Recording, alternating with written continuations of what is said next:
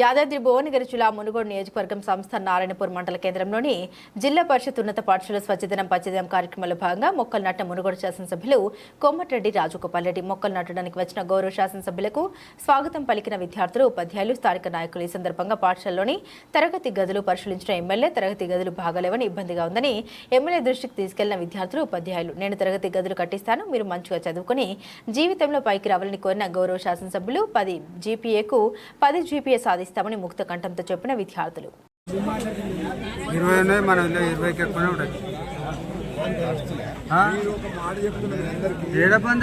నేను మళ్ళీ రెండోసారి మొన్న ఎమ్మెల్యే గెలిచినప్పటి నుంచి బెల్ట్ షాపులు బంద్ చేయమని ఏసీ గారికి సిఐ గారికి ఎస్ఐ గారికి నేను రెగ్యులర్గా వారానికి ఒకసారి మాట్లాడుతున్నా.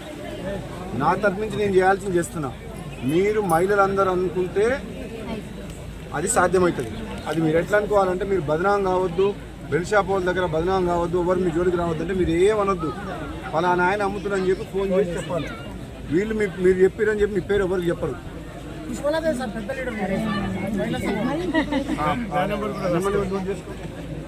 నెంబర్ రాసుకున్నావు ఎస్ఐ ఉండడం కాదు, ఫలానా ఆయన ఫలానా ఆయన నేను అమ్ముతున్నాను తెలుసు.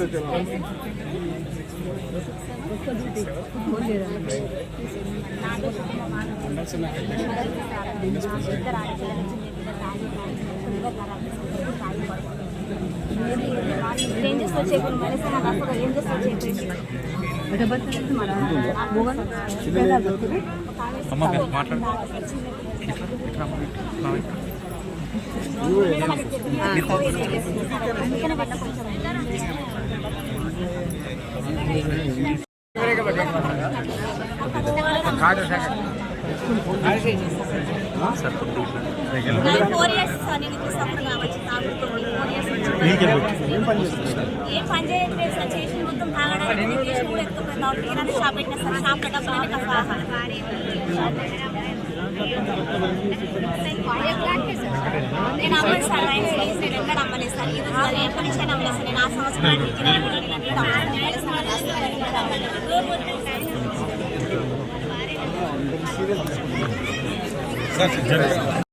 నేను ఎన్నిసార్లు ఫోన్ చేస్తాను, తీసుకున్నాడు పోలీస్ స్టేషన్ పెట్టి నేను కాగబట్టి చంపుతాను, నన్ను బెదిరిస్తుంది సార్. నిన్న మొన్న కొట్టి కొడుతుంది, అన్ని గీతలు అన్ని ఇవన్నీ అదే సార్. నేను మహిళా సంఘం చేసేదాన్ని, నేను నన్నే కొడతాను సార్. నేను ఎవరు చెప్పుకోవాలి అర్థమైతే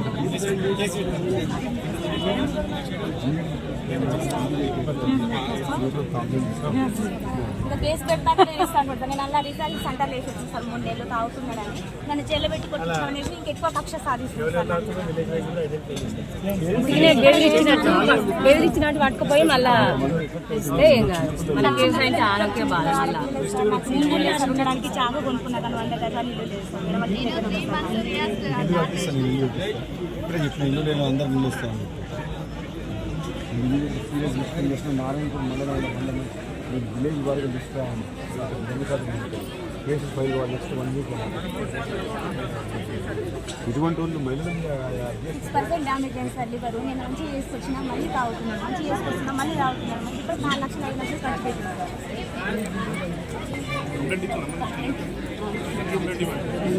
నేను వెళ్ళి కనుక్కుంటా సార్. ఓకే కదా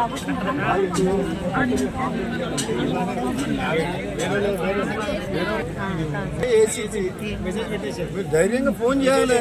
ఫలానా ఇంట్లో అమ్ముతున్నానని చెప్పాలి. మీ పేరు రాదు ఎవరికి. ఏమంటే పోలీసులు వస్తే పట్టుకపోతారు. అట్లా 1 2 3 4 ఎంత పట్టుకపోతారు. వాళ్ళే ఆశపడి పనిచేస్తారు.